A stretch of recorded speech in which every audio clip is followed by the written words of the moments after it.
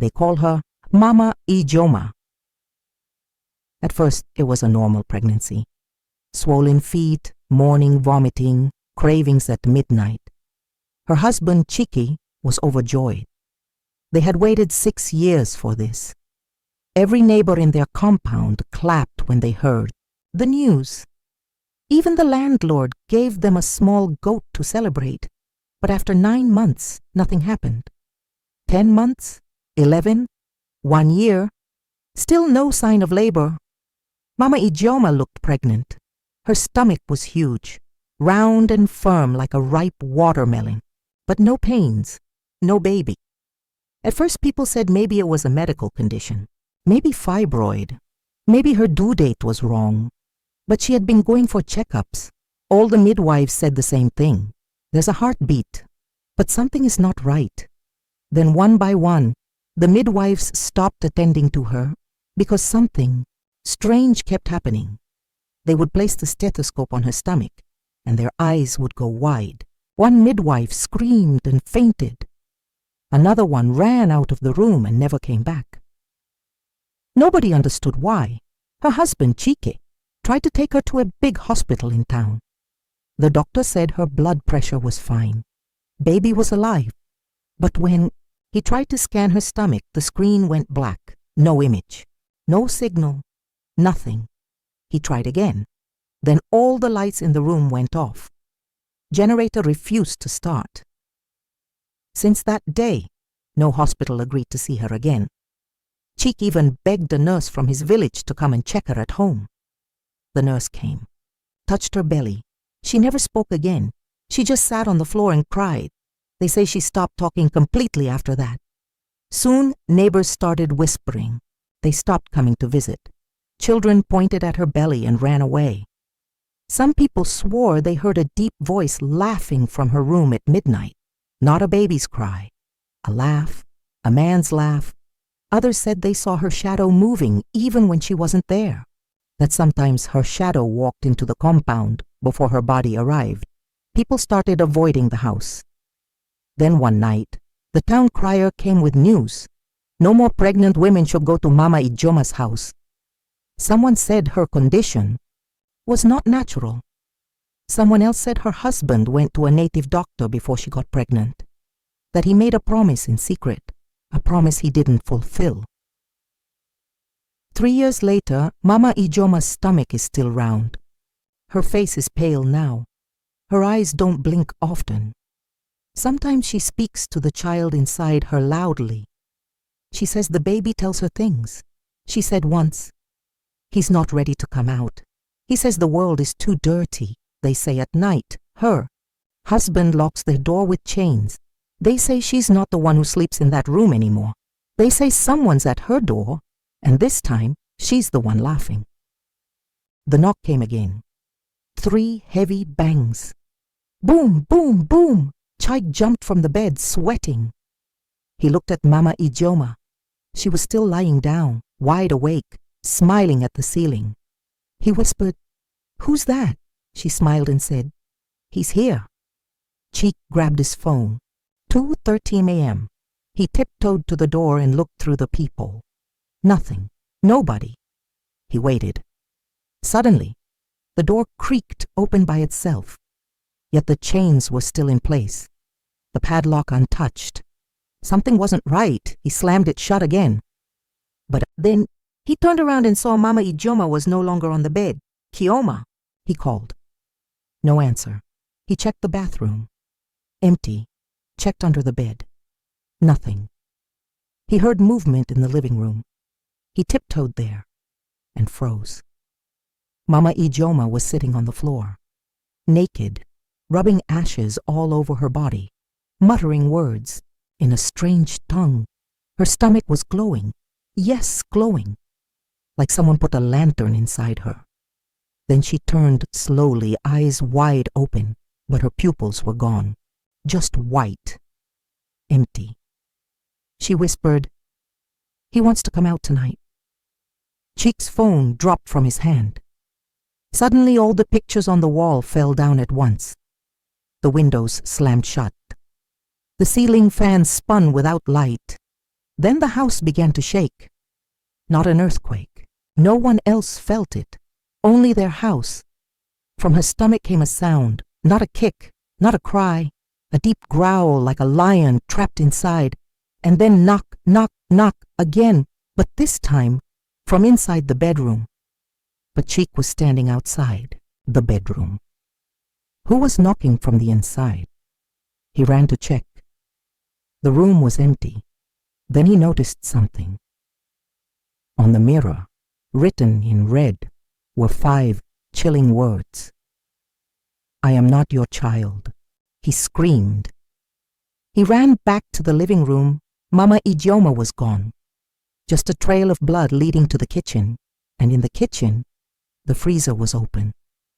Inside it, something was breathing, and beside it on the ground was a baby's onesie soaked in black liquid. Chiki didn't know when his legs gave up. He fell hard, shaking. He wanted to shout. He wanted to run. But his tongue was heavy. His body refused to move. The air in the kitchen changed, colder, thicker, like something else was breathing with him.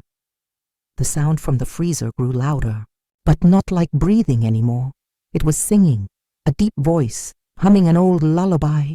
"Sleep, little baby. The night is near." Cheek's head spun. He whispered, trembling, "Ijeoma, please, where are you?" Then soft cry, a baby's cry, coming from the kitchen sink. He turned his head slowly. Inside the sink was water. Inside the water, a face. Not a baby's face, not human. Its eyes opened in the water and stared at him, then smiled. "You waited 3 years, and now you want to run?" Chike jumped up and dashed to the front door, screaming, unlocking the padlock with shaky hands. As soon as the last lock clicked, boom, the door slammed back into his face. She was standing there, Mama Ijeoma, but it wasn't her anymore. Her belly was now completely flat. Her eyes were fully black. Her feet weren't touching the ground. She floated in. Behind her, the air grew foggy. She smiled wide and said, "It's not me anymore, Cheek. He's using my body, and he says you have one more thing to give him." Cheek stammered. What does he want?" She bent down, face to face with him. "Your name." Then everything went dark. Morning came. Neighbors gathered outside the house. No one could find Chiki. No one could find Mama Ijeoma.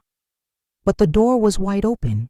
Inside the house was only one thing, a baby's crib, gently rocking by itself. Inside it, a name tag. "Hello? My name is Cheek Jeecher," but nobody was inside the crib. Just the sound of tiny footsteps in the ceiling and laughter that didn't sound like a child. The house was quiet. Too quiet. No birds, no generator sounds. Even the dogs on the street refused to bark near the compound. 2 days had passed since Chiki and Mama Ijeoma disappeared. The landlord came with 2 policemen. They entered the house. Nothing seemed broken. No blood. No sign of struggle. Just that rocking crib in the center of the sitting room. The younger officer stepped closer. He touched the crib gently. It stopped rocking. He looked inside, empty. But as he turned to say something to his colleague, the crib started rocking again, on its own, faster this time. The older officer hissed, "Let's go, Joe! I know they for madness!" They stepped out and slammed the door. But the younger officer couldn't sleep that night, because when he got home, his 6-month-old baby was staring at him, not smiling, not blinking, just staring. And when he leaned down, his child whispered, "You touched his bed." Back in the village, stories began to spread. A strange woman in white was seen walking the bush path at night, singing lullabies to no one, her stomach flat, her feet not touching the ground, and a trail of wet footprints behind her. Some say she was calling for Chiki. Others say Chiki was now inside her not as a child, but as a voice. The village pastor decided enough was enough. He gathered prayer warriors. They came with drums, oil, candles. They marched to the house and began to pray. They poured anointing oil on the door. They began to speak in tongues. Then suddenly, Candle went out, one by one. Boom, boom, boom. The same 3 knocks again, but this time not on the door, from inside the floor, as if something or someone was under the house. The pastor kept praying, "Fire of God, deliver this house!" Then a voice echoed, from the walls, from the ceilings. She waited 6 years for a child. I waited longer. The youngest prayer warrior screamed, "Pastor, something is moving under the rug." They pulled back the carpet and saw a trapdoor, old, wooden, covered in red chalk symbols. It wasn't part of the house plan. Nobody knew it was there. "Should we open it?" One whispered. The pastor said no. But before they could decide, it flung open by itself. Darkness stared back at them. Not empty darkness, moving darkness. And from the pit, a hand came out, small like a baby's. But the nails were long. And the skin was gray. Then a face appeared behind the hand. Not a baby's, not human. It looked at them, grinned, and said with a deep voice, "Mama Ijeoma is gone. I'm the one you prayed for." The hand gripped the edge of the trap door. The room turned ice cold. The prayer warriors began to shout, speak in tongues. Some even ran. But the pastor stood firm. He raised the Bible. "In the name of Jesus!" The creature laughed. A child's laugh with a man's voice. Then it spoke again. 3 years inside her. I fed off her tears. I wore her womb like a crown. And now I am born. Suddenly, the walls cracked. From every crack, thick black smoke poured out. The oil on the walls caught fire without flame, a black fire. Cold, not hot. The crib began to spin on its own. Then from the trap door, something pulled itself out. They all saw it. It had the face of a child, but the eyes of a demon. Its skin was like ash. Its feet didn't touch the ground, and around its neck was Chiki's wedding ring, hanging from a string. He gave me her name. He gave me his love. So I became their child. The pastor screamed, "You are a lie. You're not of God." He stepped forward, slamming the Bible on the floor, shouting prayers. The creature growled, then cried. Loud, painfully loud, like thunder cracking inside a womb. And then something happened. From the bedroom, a light burst through the door. It was Mama Ijeoma. She stepped out, glowing, peaceful, no longer floating, no longer possessed. She wore a white wrapper and her hands were clean. She walked past everyone, straight to the creature. "I gave you my body," she whispered. "I gave you 3 years of my life, but you're not my child." Then she raised her hand and did something no one expected. She sang a lullaby, the same one that had been haunting them for weeks. But this time it was different, gentle, pure. The creature started to shrink.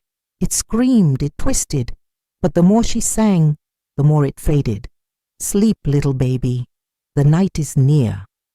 Then the creature let out one final cry and exploded into smoke. Gone. The trapdoor slammed shut. The black smoke disappeared. The house became silent again. The next morning, Mama Ijeoma was taken to the hospital. Her stomach, flat. Her body, weak but alive. The doctors ran every test. She was free, but her eyes now held a wisdom no one could understand. When asked what really happened, she simply said, "Not all pregnancies are of flesh. Some are spiritual debts. If not paid in prayer, they grow." She left the village months later. Some say she lives in the hills now, alone. Some say she helps barren women conceive, but nobody knows for sure. As for Chiki, he was never found. But sometimes, late at night, in that old house, the new tenants say they still hear soft crying from the crib that won't stop rocking.